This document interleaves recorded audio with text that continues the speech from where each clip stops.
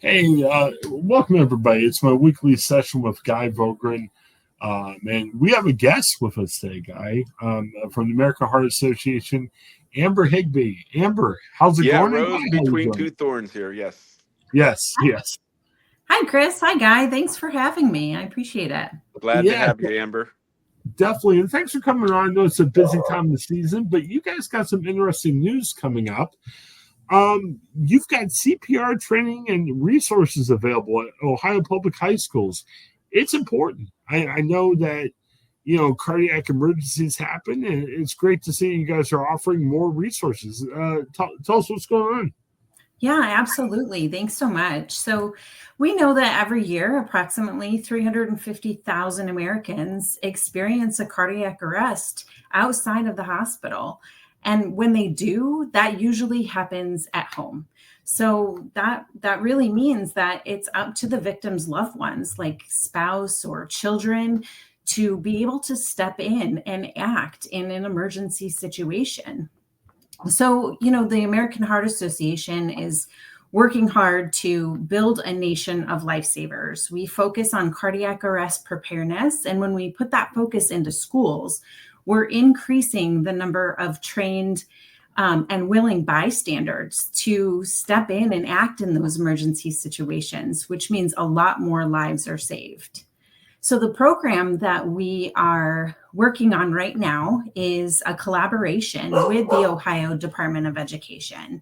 And we are providing up to 500 schools, public high schools across Ohio, with the training and the resources that are necessary for educators to train their students in CPR and AED before they graduate. Oh, that's great news. Yeah. How many are going to be in the Mahoning Valley? So any public high school across Ohio is eligible to participate in this program. That's really the only stipulation, is that they have to be a public high school in Ohio. So as many high schools are in the Mahoning Valley area. And there's quite a bit, yes. They can so contact it's me. up to them to contact you guys and That's going to be the easiest way. I just need a little bit of information from each of the schools. Basically I need to know their mailing address and their total school population, so I know how much material to reserve for them. And then I work directly with the educators on setting up a training session. This training session is brief, only typically is going to take 30 to 45 minutes. And it's designed to help educators really learn what's inside the CPR in schools kits and how to implement the included curriculum, how easy it is to implement it in their classrooms. This curriculum is designed to be done in just one class period. So one class period out of the whole year, and they can train all of their students on CPR. I imagine and AED. Schools can coordinate it with their health teachers or student or school nurses. Yes, absolutely. Ideally, the educator on campus that is implementing this lesson should be the one to attend the curriculum. But I tell them anybody on campus that would like to learn about it is welcome to attend my training as well. The training is free. I can do it virtually. I can also do it in person with them if they prefer. Is this a new program? Like, have you guys offered this in previous years, or? So no, it actually is fairly new. So since 2017, it has been a state mandate that schools teach CPR and AED in the classrooms. But up until about this past year, there hasn't really been funding for it. So we are working with the Department of Education. We are helping them with state allocated funds. To be able to provide this training and the equipment to the schools.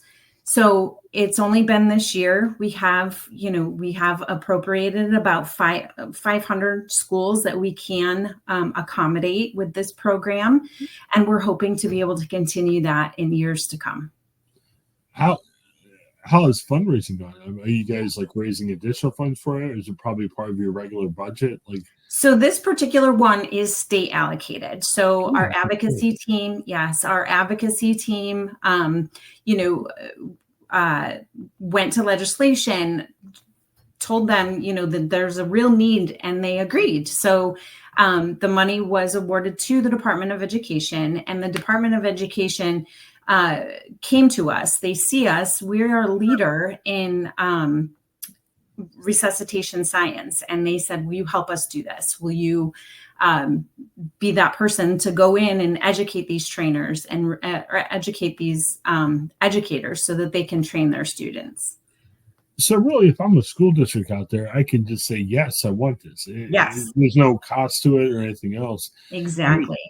I know you're putting out the press release this week to kind of talk about it, but have you seen a lot of support? I mean, to me, it seems like a no-brainer. I mean, why wouldn't you accept that? Have you heard from a lot of schools saying yes already?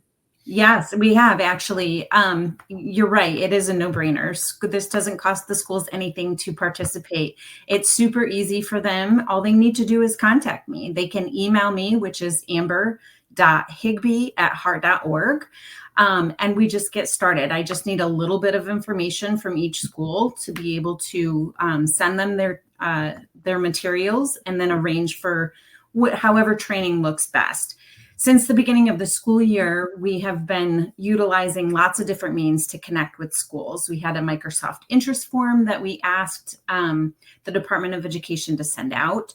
I've also connected with a lot of education centers across Ohio and was able to connect with schools that way. And to date, we've reached almost a little over 300 schools. So we're getting there. Yeah. Okay. Yeah. So to me, that's great what you guys are doing. I just, to me, it should be like 500 schools would be saying yes by now. Is there a reason why? Like to me, it'd be like, hey, do you want this? Yes. I mean, your press release should be like, everybody accept it. Why are we still waiting on this? It's kind of weird. Well, it does take a little bit of time. And, we, at the American Heart Association, we really want to connect with each school individually. I want to make sure that these educators feel supported in this program. I want them to take part in the training session and feel confident that they can implement this in the classroom. So it's not a quick thing. We're not going down a list and just sending off materials. We really are trying to be a partner to schools. And that way, when they do have a need in the future, they think of us and they come back and ask us to help fulfill whatever need that they may have. Is there anyone at the Department of Health or Education that worked with you on this program, or even a legislator that you'd like to give a shout out to? Thanks for making it possible. Yeah, well, all of our advocacy team worked so hard on that. I stepped into this role kind of after all of that took place. I stepped into this role so that I could be completely 100% dedicated to this initiative. So by name, I don't think I could really name anybody, but I know that our advocacy team has built some really outstanding relationships, both in legislation as well as the Department of Education. And they're continuing to foster those relationships so that this partnership can last for years to come. Yeah. That's great news that, nonprofits can get into the public school system and really give a hand there. And I'm sure it'll be a successful program that people want to see it continue, because from what it sounds like, the kids don't have to stay after school to learn this. They can just be part of the curriculum. It is part of the curriculum, yes. And, it's best implemented in a health class, but really it is designed to be implemented anywhere on campus. So if a nurse wants to lead the program, or science teacher, or even PE and athletics, any of those educators can implement this curriculum on the campus. They do not have to be certified in CPR in order to teach bystander CPR. Great. Yeah. Amber, forgive me if you're not the best person to ask about this. I was just curious. I've talked openly on the show. I had kind of a heart scare a couple months ago, and I have heart disease, so I got to be careful. You talk about the importance of AEDs. I know your program is dealing specifically with the schools. How important is it? Is it cost effective, like for a family that has people going for that? Should some homes consider AEDs to help out? And what would the cost of that be? So an AED in an individual setting, in my opinion, probably maybe won't be the best cost effective. When it's in a public setting, if we are, as general bystander people, if we understand that the use of an AED is very simple, we can definitely increase the chances of survival when those are in very common places. When you think of grocery stores or libraries or school facilities, right? We need students, we need bystanders to understand that they too can, they don't have to be specially trained. They can pull an AED off the wall and walk through the steps of being able to use that.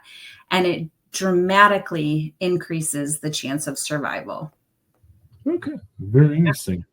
What, Amber, anything else you want to share with us? Anything we forgot to ask you about? Well, I do really appreciate you guys taking the time, getting this information out there. Every way that we can let schools know that this program is available and that it doesn't cost them anything to participate. All they need to do is contact me and I'll get the ball rolling for them to get this equipment. And we'll continue to build a community of lifesavers. I know that I want to be able to walk down the street and feel confident that if something were to happen to me and I went into cardiac arrest, that I'm surrounded by people that are trained and willing to jump in an emergency situation. So, and the teachers that I've been working with have been, that I've already connected with, have just had wonderful things to say. I will share before we leave one quick story. I had a health teacher down in Licking County, actually, Utica High School. I was down there for an in-person training. She was very thankful for all of the material. And after she implemented it in her classroom, she sent me an email. And she told me that in the past 2 years, she has had 3 students have to use the skills that they learned in her class in real life situations, one of which the student saved her grandmother's life. Oh, that's just heart rendering. Yeah. I mean, it just shows that there's a tremendous need. And when we can educate the educators and we can give them the supplies that they need and the tools that they need to implement this in the classroom, we're creating a next generation of lifesavers. And what can be a better gift this Christmas season than the gift of life? Yeah. Exactly. And I can't believe there's any schools out there saying, nah, this isn't for me. I mean, we all get busy. I know schools have a million things going on, but my message to Ohio schools, come on. Something's free. Something's available. Why not take advantage of it? Well, Amber, thank you so much for your time. We will be in touch soon.